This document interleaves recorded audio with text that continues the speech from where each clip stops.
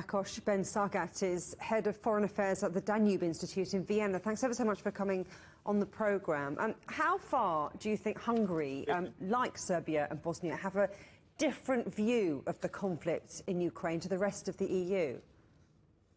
Let's say the Hungarian view is very clear, the Hungarian position, because Hungary says that it condemns that the fact that Russia attacked Ukraine. So it condemns the war, but at the same time, it also made clear that Hungary doesn't want to take part in the war neither. So it tends to be neutral. At the same time, there is also a huge compassion and humanitarian aid for Ukrainian refugees, both to Ukrainians still living in Ukraine and Ukrainians who escaped the war. And Hungary received more than 700,000 of Ukrainian refugees, giving them home, location, food, opportunities. So there is the biggest in the history of Hungary, the biggest humanitarian aid program is now executed and planned in Hungary.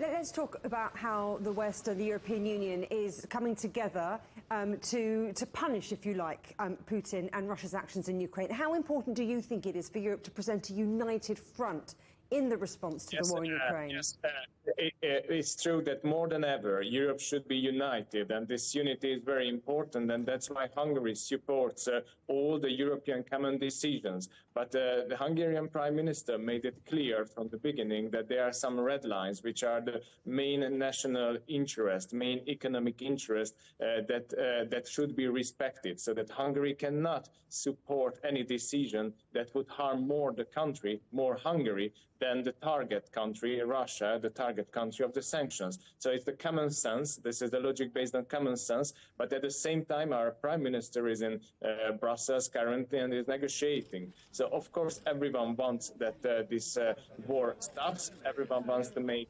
pressure and decisions to stop the war, to avoid escalating the war. But at the same time, we have to be very cautious about any sanctions because it's not good.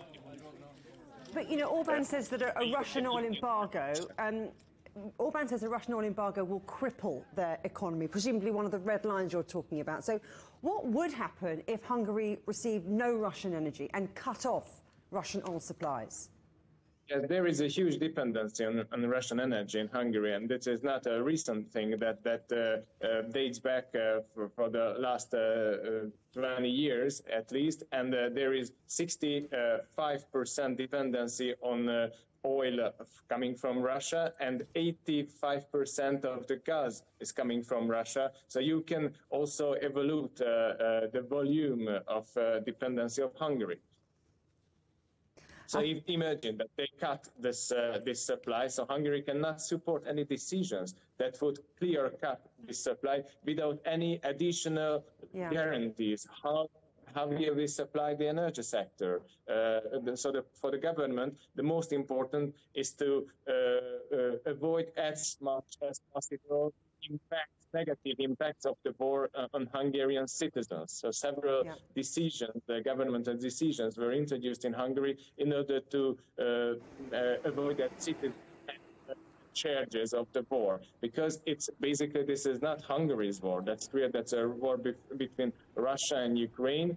We have the compassion, we have the support, we have huge humanitarian support, but at the same time, we are also convinced that this is not the war of Hungary.